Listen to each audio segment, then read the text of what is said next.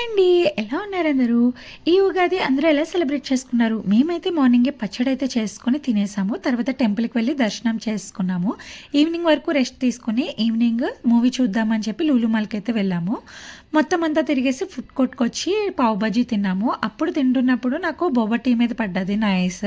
నేనైతే boba tea తీసుకొని వెళ్ళాను. కానీ మా విహాన్ అయితే నాకు కావాలి అని చెప్పి మొత్తం తీసేసుకున్నాడు. అందుకని నేను వెళ్ళి మళ్ళీ స్ట్రాబెర్రీ ఫ్లేవర్ అయితే తీసుకున్నాను. నాకైతే కోల్డ్ కాఫీ ఫ్లేవరే నచ్చింది. స్ట్రాబెర్రీ అంత అనిపించలేదు. బాగా ఓవర్ స్వీట్ అయిపోయింది.